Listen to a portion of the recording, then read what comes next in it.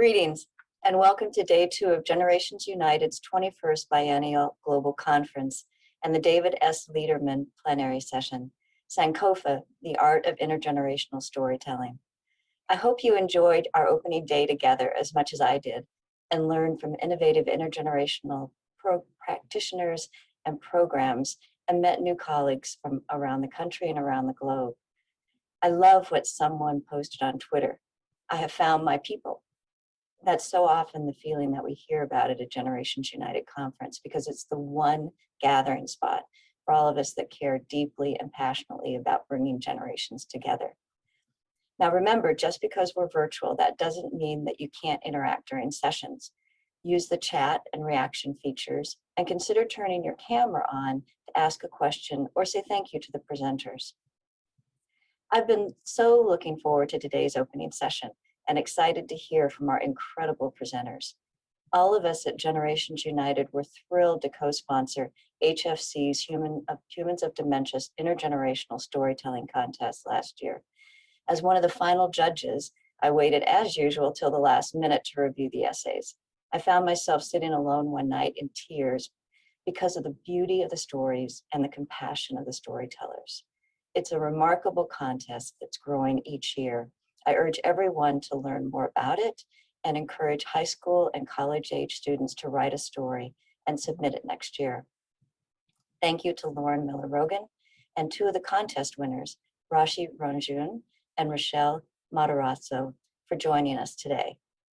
When I was thinking about storytelling, I was remembering back to an intergenerational program I visited in Chicago several years ago. It involved an older griot, a West African term for a repository of oral tradition, and teenage rappers teaching each other their chosen art forms. Working together with mutual respect, they blended their creativity and put together a phenomenal closing program that stayed with me all these years. I wondered if a similar program still existed. I started searching, and it didn't take too long to find the Growing Griots Literacy Learning Program headquartered in Baltimore. The intergenerational pair you'll meet today, featuring seasoned griot Janice Curtis Green and her mentee, Naomi Reed, is amazing. I'm grateful to Ms. Green for directing me to take a further, deeper look into Sankofa, which helped give further shape to this session. Since 2005, Generations United has been a recognized non-governmental organization, or NGO, at the United Nations. We value the work of 5 volunteers who act as our UN representatives, and recently successfully advocated to establish an NGO committee on intergenerational solidarity. Gunhild Hagestad, now a retired Norwegian sociologist, spoke at a UN event several years ago and said, "When the old are not allowed to tell their story, we grow up without history. When the young are not listened to, we lose unique ideas and have no future." Like our speakers today, she understood the power of storytelling and the role it plays in carrying cultures forward, as does one of this year's Generations United Award winners, StoryCorps. Their Great Thanksgiving Listen encourages intergenerational storytelling, and we're grateful they captured several of our grand voices who told stories about grand families' resilience during the COVID-19 pandemic. Please be sure to check out the brief videos StoryCorps and our other winners shared with us and celebrate their many accomplishments. Then join us later today for the All Ages Dancing Heart Live Party, led by our friends at the fabulous Caros Alive from Minnesota. We will not be recording the session, so you can feel free, as the saying goes, to dance like no one is watching. Although I know some of you well enough to know that that wouldn't matter anyway. But please, I hope that you'll feel free to bring your kids, your parents, your dogs, your friends, and join in for the party. And be sure to get out of your chair and move. Today is the last opportunity to add a line to the group poem started by our poet in residence, Alan King. Add a line and then join us at tomorrow's closing session when Alan will share the poem that you helped create based on the line that he created, "The silhouette of a youth, an elder hugging, forms a heart." Remember also to answer today's question found at the top of the conference agenda. Thank you again to our terrific sponsors who help make this conference possible: the Brookdale Foundation Group, Casey Family Programs, the Eisner Foundation, AARP, the May and Stanley Smith Charitable Trust, and Kevin Brabazon. It's my honor to turn the session over now to today's moderator, valued Generations United board member and cherished partner, Sarah Kostelik. Thank you. Thank you, Donna. Good morning, everyone. This is my first Generations United conference, and I'm so pleased to be here with you today. Shamai, good morning in my native Alutiiq language. I'm Sarah Kostelik, a citizen of the native village of Yuzinki and the executive director of the National Indian Child Welfare Association, which is headquartered in Portland, Oregon. I'm a social worker by training and adjunct faculty at the Brown School of Social Work at Washington University in St. Louis. As I said, I'm so pleased to be here with you this morning and honored to welcome you to the David S. Liederman plenary session. This plenary session honors the late David Liederman, co-founder and former vice chair of Generations United, former executive director of the Child Welfare League of America, and former chief executive officer of the Council on Accreditation. He was a passionate advocate for children and a steadfast believer in intergenerational interdependence. Today's plenary is entitled Sankofa, the Art of Intergenerational Storytelling. Sankofa means to go back and fetch it. The Sankofa is a Ghanaian Akanda, symbol of a mythical bird with its feet planted in the present, its body moving forward, and its neck craning back to keep sight of the past. This session will highlight two model storytelling projects that do just that, with empathy, understanding, and connection between the generations. But before we turn to our speakers, I wanted to share a little bit about my cultural context for storytelling. As I said, I'm Alutiiq. That's my language and cultural group. In the 1800s, there were more than 60 Alutiiq villages in the Kodiak archipelago of Alaska, with an estimated population of 13,000 people. Today, there are about 4,000 Alutiiq people living in 15 rural villages, 5 towns, and major cities.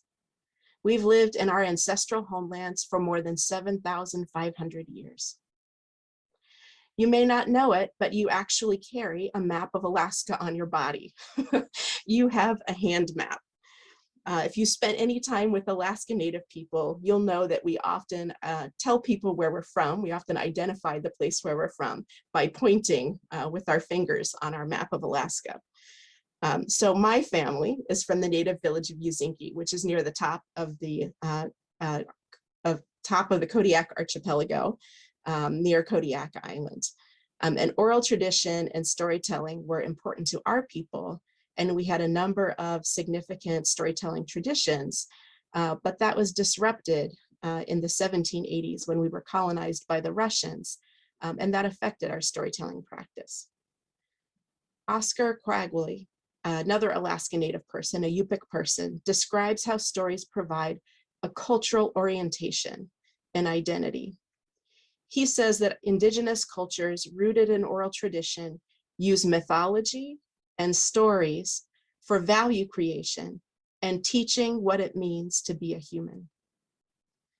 Precisely because of the legacy of colonization that suppressed the transmission of culture and identity, traditional storytelling as a way for youth to learn is important to Alutiiq people. It connects youth to their families and our core values, building a strong sense of identity and wellness. Most of what we know today about Alutiiq storytelling traditions has been published in a doctoral dissertation by Dr. Alicia Drabek. So I want to acknowledge her work, which I'll share with you. As Drabek writes, storytelling as a traditional vehicle for knowledge acquisition is multifaceted and offers a richness in learning that's difficult to surpass. Shared stories build a common experience, develop the art of listening and symbol association, foster social skills and an understanding of human motives and patterns of behavior, invoke a physical response through language, prepare us for life through experiential connections, transmit cultural traditions, strengthen identity, and demonstrate the right behavior within values.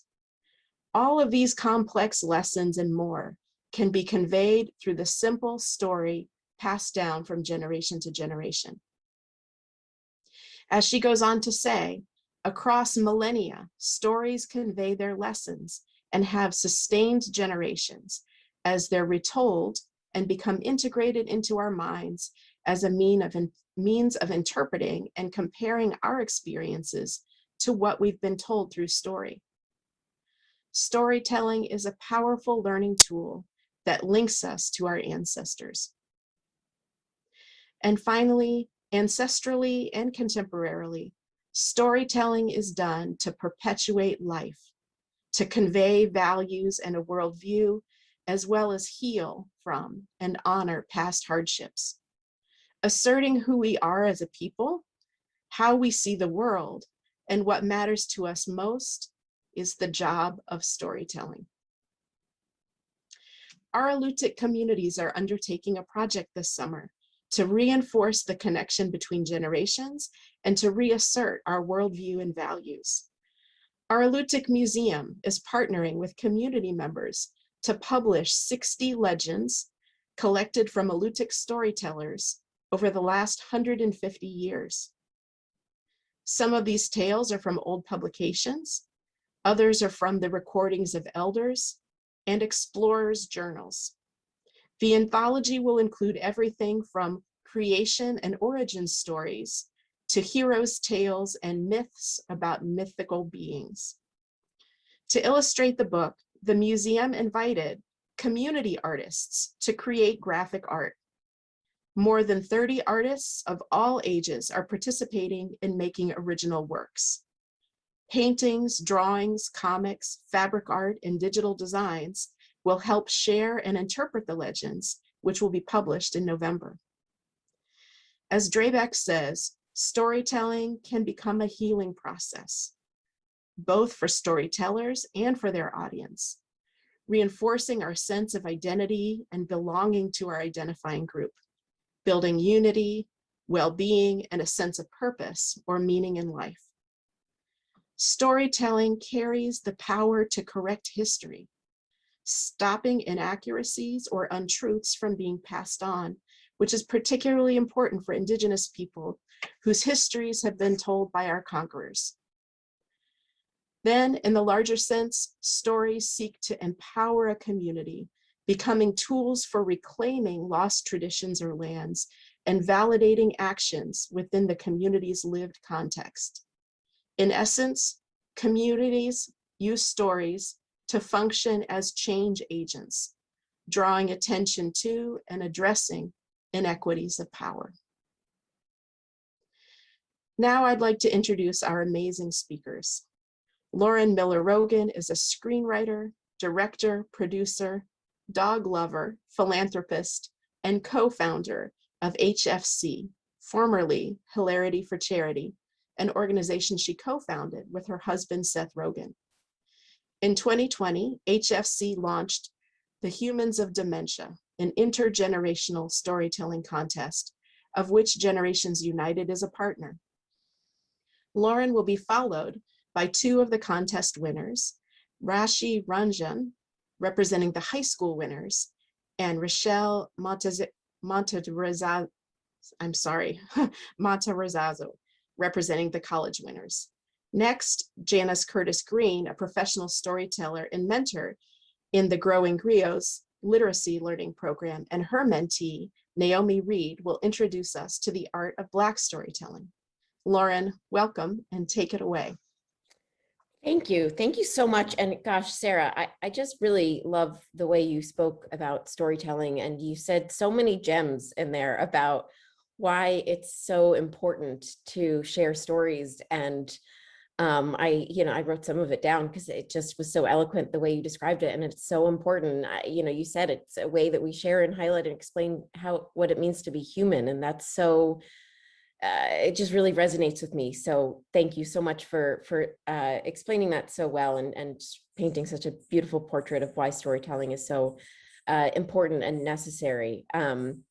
As you explained, I founded what was formerly called Hilarity for Charity, is now HFC, back in 2012. I'll go back before that. Unfortunately, Alzheimer's has been a part of my life for pretty much as long as I can remember. My grandfather was diagnosed when I was very, very young. He passed away when I was 12 from Alzheimer's. And then a few years after that, my grandmother started showing signs of dementia, and was sort of diagnosed the flip-flopping back and forth between Parkinson's and Alzheimer's.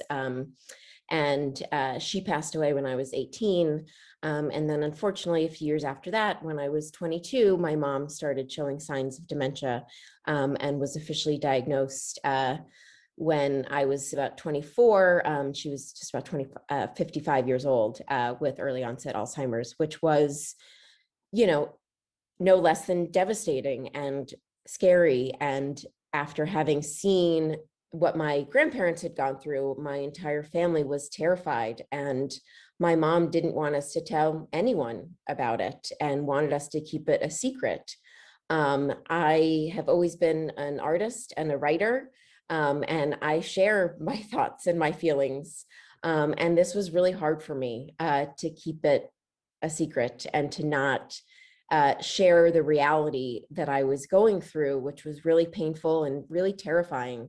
And everywhere I went online, there were really sad stories, and I could find so little hope out there on the internet. And it was a very confusing time. Eventually, my mom, her disease progressed, and I started telling our story because it seemed like that was actually the best way to create progress and change, because I know that when you keep things a secret, nothing happens. But when you share your story and share your reality, learning happens and change can happen. And so my husband, who fortunately had a platform, and I started talking about our experience and how Alzheimer's had touched my life, and was now touching our lives as a couple. And so we started talking about it. And then in 2011, we decided, hey, let's throw an event, let's raise some money, and see if we can, make some funds that can actually move the needle in the disease at all. And so we threw an event, and, we do comedy. And so we did what felt natural to us, which was telling jokes in the face of a very sad disease. And so we did that, and it was successful. But the thing that was most successful about it was that we realized that young people wanted to relate to people who were going through the disease. And historically, a lot of the stories that surrounded Alzheimer's disease were told by older people. And there's obvious reasons for that. But here I was, as someone who was, 27 at the time, whose mother had Alzheimer's, 28. And my grandparents had had it since I was young, and it had greatly affected my life. And so we felt like we had an opportunity to create something more than just an event, and to actually create an organization that would focus on giving young people a voice in this disease, which generally focused on older people, and to do what we could to support caregivers, and people who were going through the disease. So in 2012, we had our first event, and slowly after that started forming Hilarity for Charity. We began as an umbrella, as a fund under the Alzheimer's Association, and we, through events, and recreated some of our programs. And in 2017, we grew up completely and became our own 501c3, a full organization. And I'm so proud of what we've put together since then. We focus on caring for people who are going through the disease today through our care programs. We've done virtual online support groups actually since I think 2014. So before everything went virtual, we're very ahead of the curve here. But I've found that not just through storytelling through in a formal way, but a support group is storytelling. And for me and my experience, I really felt that it was important for people to connect with other individuals who understood their exact situations. Early on, I was in a support group, and I remember there was a man who was lovely, and he was talking about his journey with his mom who had Alzheimer's, who was in her early 80s. And I was in my early 20s at this point. And I didn't feel like I could relate so much to his story. And so we've really focused on really trying to make sure that people are sharing with people who have a similar perspective, because that can really help someone who is going through something be seen, and can really be helpful. We've created training programs. We have a partnership with the Rosalind Carter Institute to train caregivers. And I think the thing that makes the biggest difference in caregivers' lives is we have a partnership with Home Instead Senior Care, during which we provide actual free at-home care to individuals who otherwise wouldn't be able to afford keeping their loved one at home. Being a caregiver is a 24/7 job, and most caregivers get no break. They can't go to the grocery store. They can't go to the doctor's office. They can't even go to a funeral of a friend who's died. And so what we try to do is provide a little bit of respite for caregivers. And it's really made such a huge difference. We've given away close to 350,000 hours of free at-home care to people in the years since we started the program a few years ago. So I'm really proud of that. But of course, there is the other side, and that is brain health. And we try to teach everyone that there is so much you can do for your brain. When I started this journey, the brain was even more of a mystery than it is today. But now we know, science tells us that 4 out of 10 cases of Alzheimer's might actually be preventable if we live brain healthy lifestyles today. And there are things we can do, and we can eat better, and we can exercise better, and we can sleep better, and we can take care of our mental health. And I think that so much a part of that is not keeping things inside and sharing your story. And that gets to the other aspect of HFC, which of course is advocacy. Our goal is to change the course of this disease by normalizing it, by sharing it, by explaining that everyone has a brain, everyone has a loved one, everyone is a caregiver at some time in their life. And we just have to talk about these things, because when you create stigma, when you tear down stigma, understanding happens and change begins. So that is a huge goal of ours. And of course, part of why we created this Humans of Dementia storytelling contest. We wanted to give young people an opportunity to share their experiences. And we really believe that by providing a platform to young people, we can really create change, and also build a community, which is so important. When we connect and share a shared experience and feel seen, as I said, change happens. And it's been amazing throughout my entire journey how young people have wanted to share their stories. They've kept this inside. They've been touched by this disease as grandchildren or children, and they have a lot to say about it, and they want to be heard. So we launched the contest in the fall of 2019. We invited high school and college students to submit their stories about someone that they knew who had Alzheimer's. This year we added a photo category, and we're so excited about what the students have been submitting. We'll announce the contest winners early next month, by the way.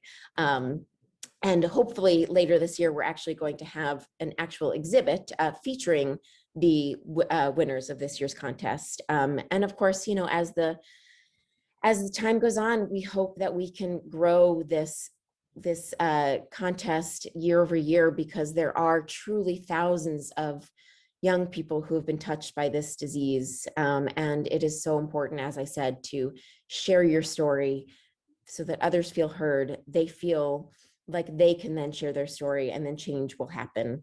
I am very excited to introduce winners of our 2020 contest. Rashi Ranjan was our second place high school winner. She is from San Jose, California. She is going to be a sophomore at the University of Pittsburgh. She majors in computational biology, as well as gender, sexuality, and women's studies. I mean, I went to film school and fashion school, so these things are really amazing to me. And she currently works as a full-time research assistant in the Department of Immunology and a senior staff writer for the Pitt News. I mean, come on, amazing. Rashi, why don't I turn it over to you to share your story, and then you'll turn it over to Rochelle, you'll come back to me, but I'll turn it over to you for now. Thank you so much. Thank you for giving me the privilege to share my story, and today the story in front of all of you. I'm delighted to be talking among such a phenomenal group of people. And today I'm here to honor my grandmother, or my nani, who has dementia, and to share the importance of telling stories even when it's hard, and especially in circumstances when it's easy to make the story about their struggles. Every time I speak about her, I question whether I'm doing her story justice. I video called her this morning. She lives in India, so she was about to go to bed. And when I told her, she was so excited for me to just share part of our heritage, because it wasn't just her story. It was an experience that, as you said, is shared by so many families, and a moment that we all could really cherish. And her pride in my storytelling reminds me that making the effort to share is what matters most. And as I said, it's really easy to make intergenerational stories ones that are rooted in suffering. Our ancestors have so many experiences, and not all of them are joyous. But I've learned that the focus of storytelling is an opportunity to share different narratives. Yes, dementia is affecting our lives, and but this disease does not stop my nani from being proud of me, or cooking her favorite meals, or asking what books I've been reading. And that's not to say a life with dementia is cheery. She has faced so much tragedy, escaping persecution from Bangladesh and arriving in India, but her parents passing away, which changed how, where, and with whom she lived with on a monthly basis. And it sucks when she asks me the same questions 3 or 4 times within a 15-minute phone call because she's forgotten what I've said or what she's asked. But the love that she shares is what I choose to focus on and share, because that's heartwarming and it's what matters most and makes her her. So telling her story helped me find my own voice, and I'd love to share an excerpt from my essay with you all now. My family's fondest memories with my nani are enjoying her triangle-shaped parathas filled with sattu, or ground black chickpeas with onion and cilantro. She'll grind them before anyone else wakes up and then make us all shower before we eat. She reads magazines to keep herself entertained when we aren't around, and when we call her at night before bed, she'll tell us some of her favorite jokes. The jokes are actually another way for her to teach my sister and me conversational Hindi and phrases we wouldn't hear otherwise.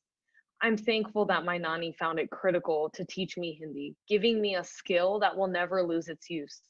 When I had trouble rolling my tongue to pronounce da and the, I thought I would never be able to grasp the language, but my nani made that possible by encouraging me and teaching me that hard work and faith was all I needed. Pushpam Kusum pushed through every obstacle to lead a rewarding life, and every day she has taught everyone she mentored and everyone in her family to do the same. And so I encourage you all to find the stories in your culture and your heritage and share them. And I thank you, and I hope you all are as excited as I am to hear from a fellow Humans of Dementia winner. Rochelle, we're so excited to hear from you. Just so everyone knows, Rochelle was our second place college winner in 2020, and she attends the University of Georgia, where she was a recent graduate. She's getting her master's degree in social work at Columbia University next year, and she currently interns with Generations United. You may have heard of them. She is working with their Grand Families program, and we are so excited to hear from you, Rochelle, and hear part of your story. Thank you so much. And thank you, Rashi, for sharing your story. I loved reading it. And Lauren, thank you for the introduction. I have to admit, I was very intrigued by the prospect of meeting you and Seth through this contest. And then getting introduced by you. So it was very exciting for me. But I did, of course, have a bigger reason for why I wrote a story for humans of dementia. What I love about the contest is that it focuses on the personhood of someone with dementia. The goal is to honor the life, not the disease. So when I first heard about the contest, I automatically thought about Nathan and his wife, Melanie Diamond. When I first met them, I didn't even know Nathan had Alzheimer's because I was just so entranced by his love for his wife. I met him in 2019 through my internship with DeRote, which is a nonprofit organization that works to end social isolation for older adults. And I will always remember the first thing he said to me when I was taking a group of older adults to the Met to see Swan Lake. And I noticed him leaving early with another volunteer. And I asked him where he was going. And he told me, I love the ballet very much, but I have a date with my wife who I love much more. So that first sentence, I knew right there was something special. And while I later learned that Nathan had early onset Alzheimer's, the stories of love and resilience that spanned over 50 years overpowered the small shuffles I sometimes noticed in his walk or the repetitiveness of some of his stories. They were pieces of his life, and I was honored to hear them no matter how many times he might have said them. And Melanie and Nathan taught me so many life lessons and changed my outlook on Alzheimer's. And Humans of Dementia gave me the space to share what I learned with others. Humans of Dementia gives light to an at other times dark topic. And I know for some it is difficult to share these memories because of how times might have changed due to the illness. But I believe the power of narrative and the strength in storytelling is what keeps the person and the memory alive. And I may not have known Nathan my whole life, and he may not remember me now, but my Humans of Dementia essay serves as a memory keepsake and from me and Melanie and their love and how Nathan is just more than his dementia. And to this day, me and Melanie still talk, and I actually called her last week just in time for her 58th wedding anniversary to Nathan. So I found it only fitting to share an excerpt of my essay from when they met. We actually met when I was 18 at an Israeli dance social that happened every Friday night where I grew up, Melanie explained.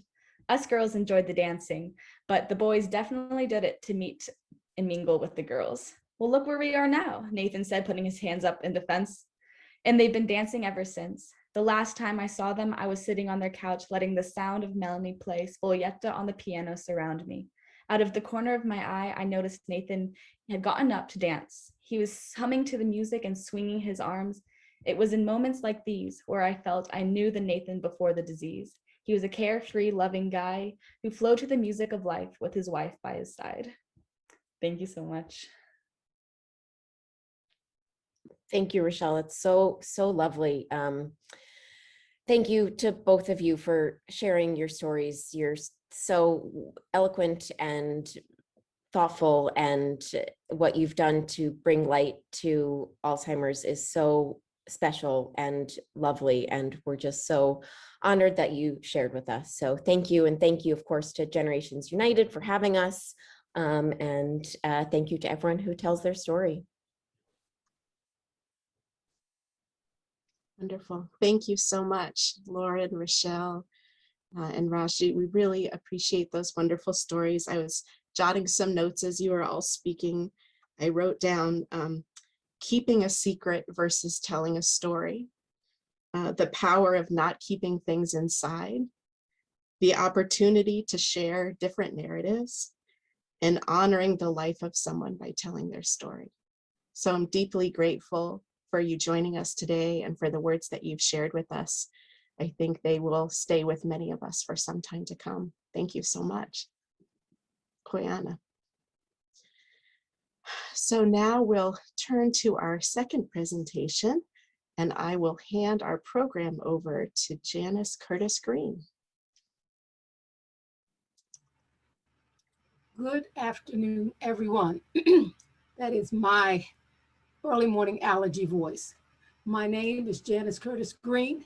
I am the former president of the National Association of Black Storytellers, and I am the former president of the Griot Circle of Maryland. The Griot Circle is one of the affiliates of the National Association of Black Storytellers. And the Growing Griots Literacy Learning Program is our youth affiliate.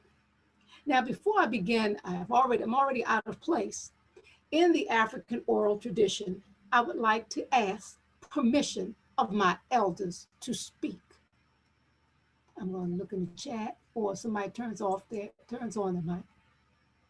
I'm going to assume, since nobody is giving me permission, now you have to be over 73 to be my elder. All right, that I have permission to speak. The next thing I want to do is show, we have another young lady on. I am a mentor for the Growing Creoles Literacy Learning Program. I'm going to start our presentation by pouring libation. Libation is a way that our African ancestors honored the ancestors who have gone before them. And we have to recognize that it is on the shoulders of our ancestors that we stand. And we pour libation, which is a Ghanaian tradition, by pouring water into a plant or into a larger body of water. The plant represents, the leaves are our hope. Those are our young people who are growing out of the soil, the dirt from which our ancestors came and have returned. And as we pour water, we offer a libation statement to welcome the ancestors into the sacred storytelling place, all right? So I'm going to ask my mentee, Naomi Reed, to answer when I say Ashe or Yebo. It's call and response. She is going to respond with Ashe, which means let it be so. It is a word of affirmation. To our Creator, who is called by many names, we shall call him or her love. To our Creator, Ashe. Ashe. To the natural, the four seasons, the four winds, the four elements, and the four directions, we say Ashe. Ashe. To our ancestors in Mother Africa, the mother of us all, for those who stayed behind, for those that did not survive the Middle Passage, and to those who did, we say Ashe. Ashe. To our ancestors in history, those famous and those unknown. And because we live in Maryland, I will call the names of Harriet Tubman and Frederick Douglass, and we say Ashe. Ashe. And to those people in your own lives, your parents, your aunties, your grandparents, teachers, those who have made an impact on who you are today, I'll call the names of my parents, Thomas and Evelyn Curtis, and unfortunately, my sons, who became ancestors far too young, Calvin and Barry Thompson, and we say Ashe. Ashe. You think in your mind of someone who you benefited from, who left an impression, and I will have a 2-minute moment of silence or a 30-second moment of silence while you think of that person. Ashe. To not only my sons, but to those who have become ancestors too young. Trayvon Martin, Freddie Gray.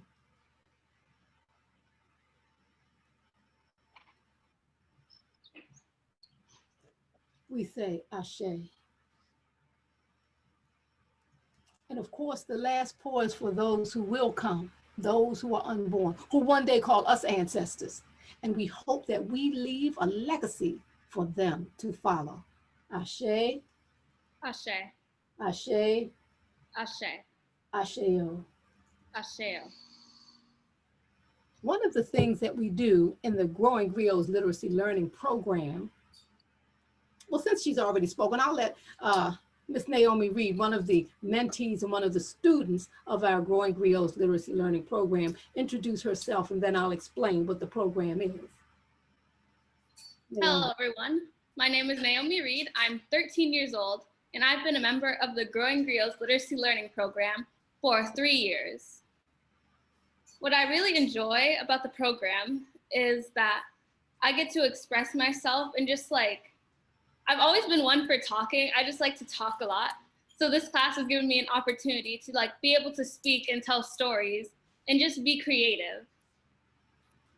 Since you've already mentioned Sankofa, and this is the name of this session, and it's already been spoken about, let me go into it a little bit further. It's an Adinkra symbol from Ghana. The word Sankofa is an Akan tree word. It means go back and fetch it. They say go back and get it. I like fetch it. It is to inspire people whose history and culture has been either left behind or, in my case, has been stolen. It's inspiring them to go back and fetch your history, your culture, and your traditions, and especially your stories, because without them, your feet cannot be grounded in the present. The Sankofa's bird's feet are grounded in the present. But as we tell our young students in the Growing Griots Literacy Learning Program, you cannot move forward as the Sankofa body is moving forward unless you go back, and that's why the head is craning back, to find out from whence you come. Who are your people? What are the traditions? What is the culture, the mores, the stories, the lessons, the proverbs? And what you see in the Sankofa bird's mouth is a seed, or sometimes an egg. And that's because he is planting the seed of the future for those who will come. And like Hansel and Gretel left crumbs for you to follow, the Sankofa bird, the mentors of the Growing Griots Literacy Learning Program, are leaving seeds of hope for the young people in our program to follow. One of the modules in our program is the Sankofa Intergenerational Oral History Project. And that is a project I'm proud to say that I began in, what was it, you weren't even there yet, Naomi, 2017. And this is a project where we were trained by Professor Ruth Hill from the Schlesinger Library in Massachusetts, how to take oral histories. And we paired our growing griots with an elder. You had to be 80 or more to be considered an elder. So I wasn't an elder then. And we had interview questions that the young people had developed themselves. The purpose was to find out what it was like being Black in America and how these elders survived. We heard stories of people who had dogs sicked on them. We had stories of people who started out with absolutely nothing and went on to own several houses.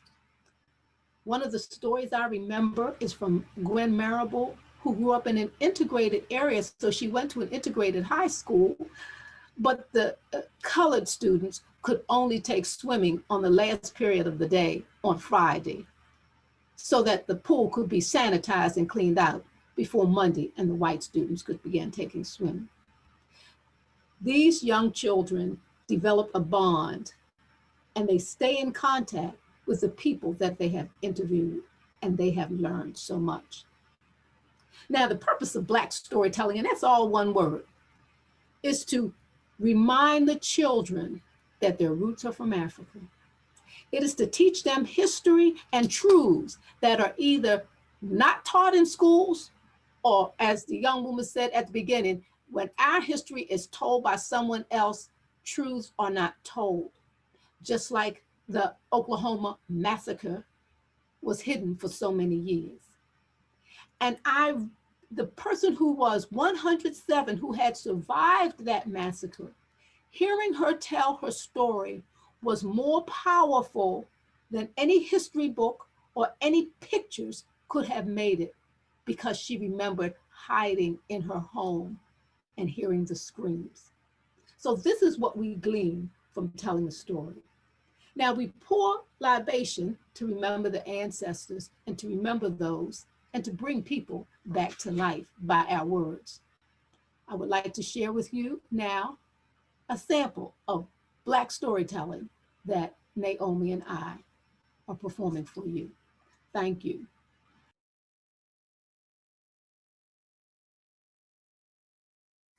The Cowtail Switch, a traditional African folk tale.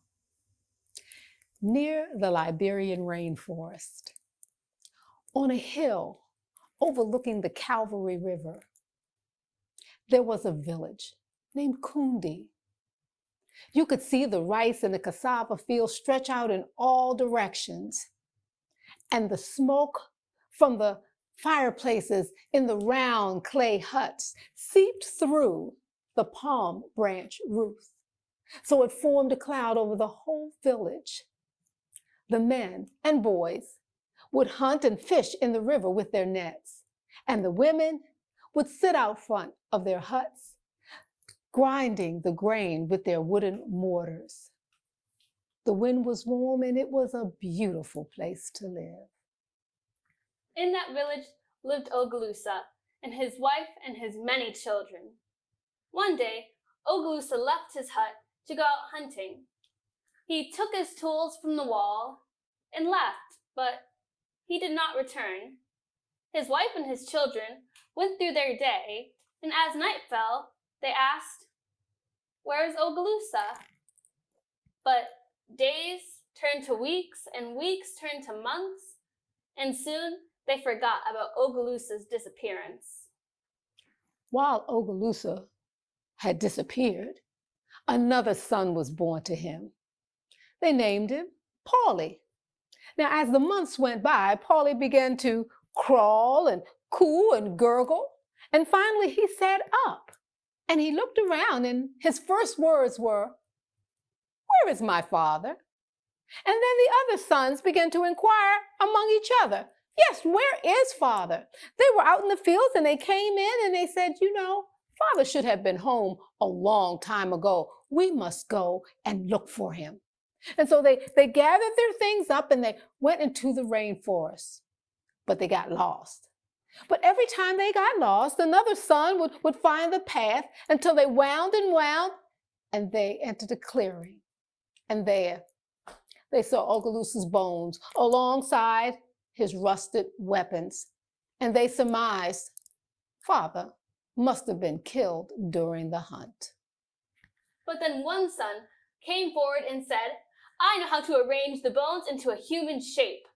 And so he bent down and he picked up the bones and he put them into the shape of a man. The next son said, "So you got bones, but I know how to put sinews and flesh and cover those bones into a human being." And he did. He began to put sinews and flesh and veins, and he stepped back and admired his work. "What is this? We cannot take mother back a piece of meat. I know how to put blood into his body." And so he moved his arms around and started to fill the blood into Ogalusa's body. But it was still a body with blood. So another son stepped forward and said, "I know how to put breath back into our father." And so he bent down and he covered Ogalusa's mouth with his own, and he began to breathe, breathe until Ogalusa's chest began to rise and fall. "We cannot take mother back a puppet.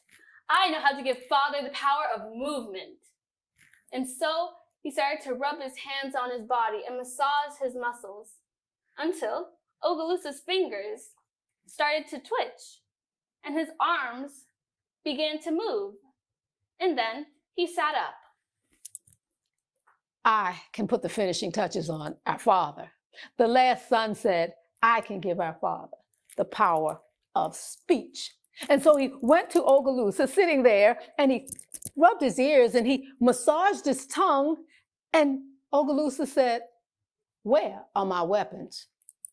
So the sons gathered up the weapons, the rusted weapons, and Ogalusa, and they began to go home. And they went the same way they came so they wouldn't get lost again, until they arrived back in the village. Ogalusa returned to his hut, and his wife prepared him a bath and some food to eat.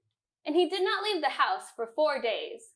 And on the 5th day, he went outside and shaved his head, for that is what people do when they return from the land of the dead. Then they slaughtered a cow And they used his meat to prepare a feast, but they took that cow's tail and wove it into a cow tail switch. They braided it.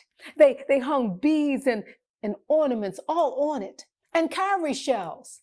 They made a huge feast. Ogalusa carried that cowtail switch with him wherever he went, to important meetings, and people were in envy. Then they held a big feast, and they cooked that meat from the cow, and the women prepared all sorts of vegetables and dishes and desserts. And they had plenty of palm wine, too. Everybody was having a great time. Many bold men came forward and asked Ogalusa for his cowtail switch, but he always refused. Little children and women would plead with him, saying, "Please, I want your cowtail switch. Will you give it to me?" But he would always refuse. Then Ogalusa stood up and stepped forward, and everyone got quiet to listen to what he had to say. He said, "A long time ago, I went into the rainforest to hunt, but I was killed by a leopard. My bones lay there along with the rusted weapons until my sons came to find me, and they brought me back from the land of the dead. Now, I will give my cowtail switch to the son who had the biggest hand in bringing me back from the dead." And so an argument started. The first son stood up and said, "I should be the one to get the cowtail switch. I helped you all when you got lost." No, and you put the bones, but I had to put flesh all on the bones so he looked like a person. "Well, I gave him blood. Well, I gave him breath. I had to rub my hands all over him to give him movement." Ooh, but I gave him the power of speech. And soon they broke out in a fight. Other people joined the argument as well. Some people saying the son that gave Ogalusa movement should get the cowtail switch. Others saying the son that gave him breath should get the cowtail switch. Others saying they should share it since they did an equal amount of work. Soon, Ogalusa stomped forward and said, "Be quiet." And everybody hushed.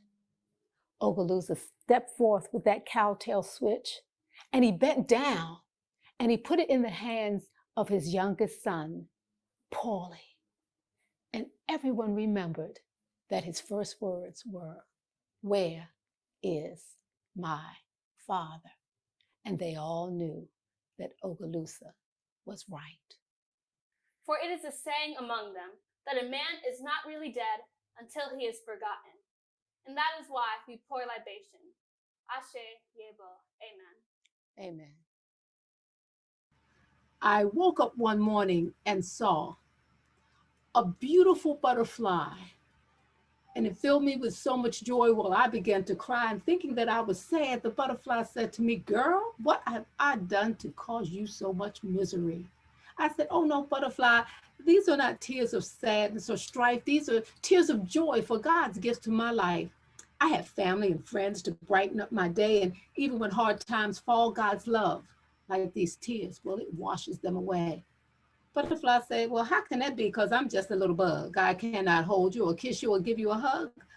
I said, "Oh no, butterfly, you're a reminder of God's greatest gift to me, that only when the body dies does the spirit become truly free." Butterfly said, "Oh, now I understand. It's like the caterpillar had to die so that I could become this beautiful butterfly." And with that, he spread his wings and he gently flew away. So I waved, closed my window, and started my day. But the sun shone a little brighter and I felt good inside, because the ancestors had transitioned. They had not truly died. And if we tell their story, their spirits will never die. They will be forever remembered like that beautiful butterfly. Ashe, Yebo, Amen. Amen. Wonderful. Thank you so much. Thank you, Grow and Griot's Literacy Learning Project, Janice and Naomi. We so appreciate what you shared with us. I made some notes about the practice of asking for permission to speak. In our culture, sometimes we even preemptively ask for forgiveness if something we say offends someone, because it's not our intent to offend, it's our intent to have good relationships with everyone. So we may even apologize in advance if something we say offends someone. But I heard Janice talking about affirming our connection to our ancestors, affirmation that connects generations, going back to fetch your history and your stories, and not being able to go forward unless we go back. So thank you so much for those important words. It's something that I believe we'll all take with us. And in closing, I'd like to thank all of our speakers once again. We can give them a virtual round of applause and a big cheer for their great work, for everything they shared with us this morning. And I want to thank all of our conference participants who tuned in. I think we had over 160 folks at one point in time. So really appreciate you being here with us. Please do take a few minutes to fill out our evaluation form. So our evaluation form is on our conference landing page, and we really do care what you think. Your opinions and experience are important to us, and they help us to continue to improve our work. So please do fill out your evaluation. And please plan to join us for our closing plenary session tomorrow, meeting the multi-generational moment. Where do we go from here? You don't want to miss that. So I'll look forward to being with you tomorrow in our closing plenary. Enjoy the rest of your day. Kuyana.